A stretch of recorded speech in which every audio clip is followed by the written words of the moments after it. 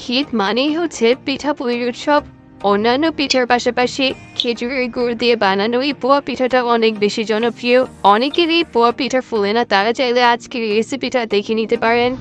ফুলকো পিঠা বানানোর রেসিপিটাই আজকে শেয়ার করেছি। পিঠা বানানোর জন্য নিয়ে নিচ্ছি একটা বাটিতে 1 কাপ চালের গুঁড়া, ভেজ আর শুকনা যেটা হাতের কাছে থাকে ওটাই নিতে পারবেন। 1 কাপ নিয়ে নিচ্ছি ময়দা। চালের গুঁড়ার ময়দাটা আমি 1 সমান দিচ্ছি, তাহলে পিঠাগুলো সফট হবে। 1 ফুট কাপ দিয়ে দিচ্ছি ফ্রেশ কুড়ানো নারিকেল, তাহলে পিঠার স্বাদ আরো ভালো আসবে। এটা অপশনাল, চাইলে স্কিপও করতে পারবেন।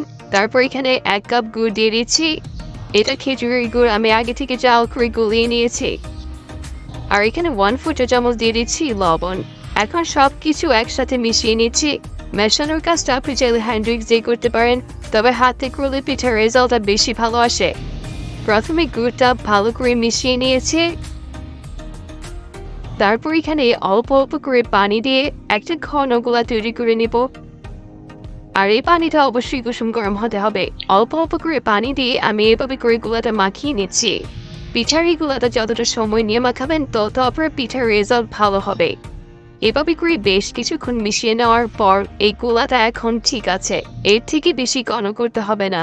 এই ঘনত্বটাই পিঠার জন্য একদম ঠিক আছে। তো এখন হচ্ছে ঢেকে রেখে দিচ্ছি 10 মিনিটের জন্য। 10 মিনিট পর আমাদের পিঠা বানানোর জন্য গোলাটা একদম রেডি হয়ে গেছে। ঠিক এই পর্যায়ে হচ্ছে আমরা পিঠাটা বানাতে চলে যাব।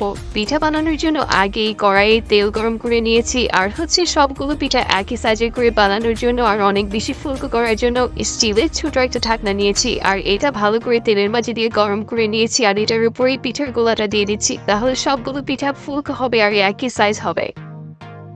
এই বাটিটা হচ্ছে এখন তেলের উপরে ছেড়ে দিচ্ছি পিঠার গোলাটা দেওয়ার পর। আর কিছুক্ষণ পরেই দেখা যাবে যে এই পিঠাটা ফুলে উপরে চলে এসেছে। তো এইভাবে করে পিঠা বানানো যেরকম সহজ, নতুনরাও চাইলে এইভাবে বানাতে পারে। তো এই পাশাপাশি করে এখন পিঠাটা লাল করে ভেজে নিচ্ছি। একটা পিঠা বানানো হয়ে গেছে, আর আজকে সবগুলো পিঠা এভাবেই বানিয়ে নিব। আপনি এই পোয়া পিঠার জন্য ঠিকঠাক ভাবে গোলাটা তৈরি করলে আপনার পিঠাটাও খেতে দারুণ হবে, আর বানাতে গেলে অনেক বেশি ফুলকো হবে। তো সবগুলো পিঠা আমি একইভাবে বানিয়ে নিয়েছি। সহজ রেসিপিতে আজকে এই খেজুরের গুড় দিয়ে বানানো পোয়া পিঠাটা শেয়ার করলাম। আশা করছি সবার ভালো লেগেছে। রেসিপি ভালো লাগলে চ্যানেল সাবস্ক্রাইব করবেন। সবাই অনেক ভালো থাকবেন। আজকে এখানে বিদায় নিচ্ছি। আল্লাহ হাফেজ।